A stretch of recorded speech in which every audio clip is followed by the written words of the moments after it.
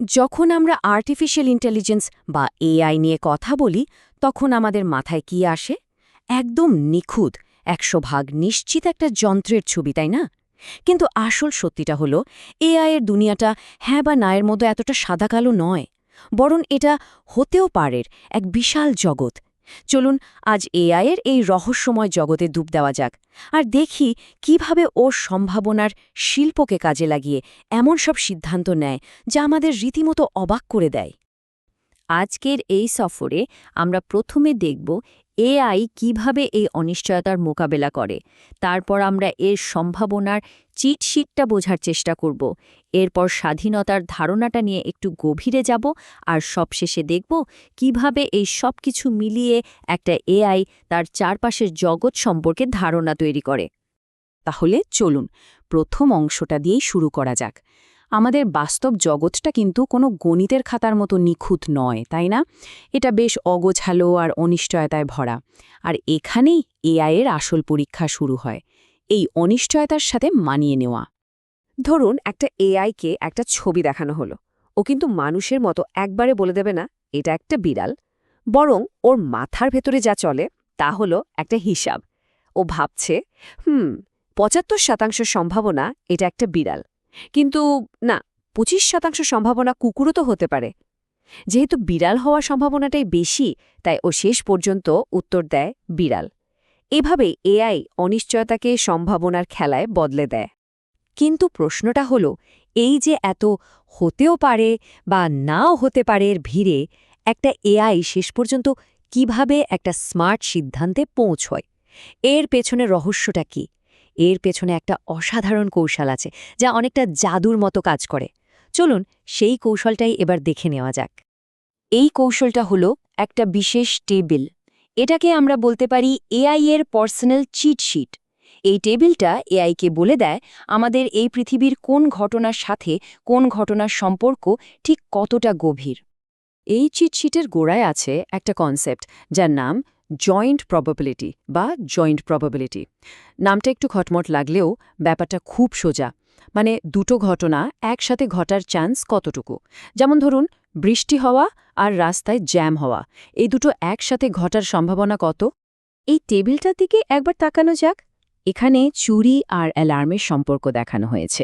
এখন যদি আমরা জানতে চাই চুরিও হবে আবার অ্যালার্মও বাজবে, এই দুটো একসাথে হওয়ার সম্ভাবনা কত?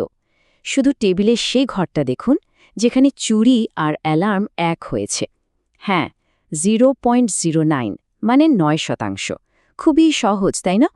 কিন্তু সবসময় তো আর জোড়া ঘটনা নিয়ে আমাদের মাথা ব্যথা থাকে না। কখনো স্রেফ একটা ঘটনা নিয়েই জানতে ইচ্ছে করে। যেমন চুরি হোক বা না হোক তাতে কিছু যায় আসে না, শুধু অ্যালার্ম বাজার সম্ভাবনা কত। একে বলা হয় প্রান্তিক সম্ভাবনা, আর এর উত্তরও কিন্তু ওই চিটশিটের মধ্যেই লুকিয়ে আছে। এটার জন্য আমাদের ওই চিটশিটে ফিরে যেতে হবে আর শুধু অ্যালার্ম লেখা কলামটার দিকে তাকালেই হবে। কি করতে হবে? প্রথমে অ্যালার্ম কলামটা খুঁজে বের করতে হবে।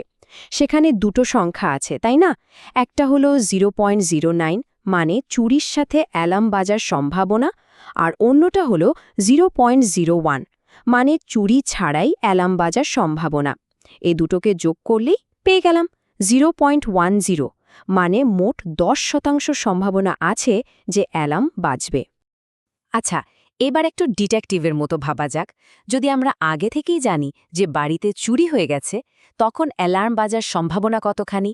এই যে একটা ঘটনার উপর ভিত্তি করে আর একটা ঘটনার সম্ভাবনা বের করা, একেই বলে কন্ডিশনাল প্রবাবিলিটি বা শর্তাধীন সম্ভাবনা।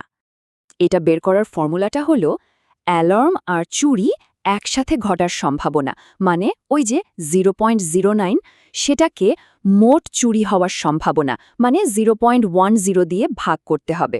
আর ভাগ করলেই উত্তরটা চলে আসে 0.9 মানে 90%। ভাবা যায়, যেই আমরা জানলাম যে চুরি হয়েছে, অ্যালার্ম বাজার সম্ভাবনা অমনি লাফ দিয়ে 90%-এ পৌঁছে গেল।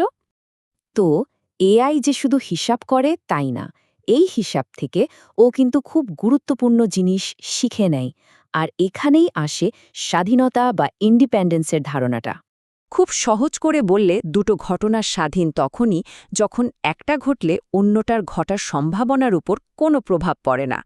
যেমন একটা কয়েন টস করে হেড এলো, পরের বার টস করলে কি আসবে সেটার উপর কি এর কোনো প্রভাব আছে? একদমই নেই। দুটো ঘটনা এখানে সম্পূর্ণ স্বাধীন। তো একটা এআই কিভাবে বোঝে যে দুটো ঘটনা স্বাধীন? ও একটা ছোট্ট পরীক্ষা চালায়। ও দেখে দুটো ঘটনা একসাথে ঘটার সম্ভাবনা কি, তাদের আলাদা আলাদা সম্ভাবনার গুণফলে সমান। যদি উত্তর হ্যাঁ হয় তাহলেই এআই বুঝে যায় এদের মধ্যে কোনো সম্পর্ক নেই, এরা একে অপরের ওপর নির্ভর করে না। এবার আরেকটা মজার জিনিস দেখা যাক, শর্তাধীন স্বাধীনতা। মানে দুটো ঘটনা হয়তো একে অপরের উপর নির্ভরশীল, কিন্তু তৃতীয় আর একটা ঘটনা এসে তাদের সম্পর্কটাই বদলে দিল। কেমন অদ্ভুত শোনাচ্ছে, তাই না? এই তুষার ঝড়ের উদাহরণটা দেখা যাক। ধরুন দুজন লোক একই জায়গায় যাবে। স্বাভাবিকভাবে তাদের পৌঁছানোর সময়টা হয়তো একে অপরের উপর কিছুটা নির্ভর করে। কিন্তু ভাবুন তো, যদি হঠাৎ করে পুরো শহরে ভয়াবহ তুষারঝড় শুরু হয়, তখন কিন্তু তাদের পৌঁছানোর সময়টা আর একে অপরের উপর নির্ভর করবে না। দুজনের দেরি হওয়ার কারণ তখন একটাই, ওই ঝড়টা। তো আমরা প্রায় শীষের দিকে চলে এসেছি। এতক্ষণ যা যা দেখলাম, চলুন সেগুলোকে একসাথে করে দেখি একটা এআই আসলে কিভাবে তার চারপাশের জগৎটাকে দেখে বা বোঝে। তাহলে পুরোটা একবার ঝালিয়ে নেওয়া যাক। আমরা দেখলাম যে এআই আসলে নিশ্চিত উত্তরের জগতে থাকে না, ও অনিশ্চয়তার মধ্যেই কাজ করে, সম্ভাবনার উপর ভর করে। এর একটা চিটশিট আছে যা দিয়েও ঘটনাগুলোর ভেতরের সম্পর্ক বোঝে। কখনো ও শুধু একটা ঘটনার সম্ভাবনা বের করে, আবার কখনো একটা তথ্যের ওপর ভিত্তি করে নতুন ভবিষ্যৎবাণী করে। আর সবচেয়ে জরুরি হল ও বুঝতে পারে কোন ঘটনাগুলোর স্বাধীন, যা ওকে আরও নিখুঁত হতে সাহায্য করে। সবশেষে একটা প্রশ্ন রেখে যাই, যে এআই আমাদের এই পৃথিবীর নিয়মকানুনগুলো এইভাবে সম্ভাবনার ভাষায় শিখে ফেলছে, সে ভবিষ্যতে আমাদের জন্য কী ভবিষ্যৎবাণী করতে চলেছে? ব্যাপারটা নিয়ে একটু ভাবার মতো, তাই না?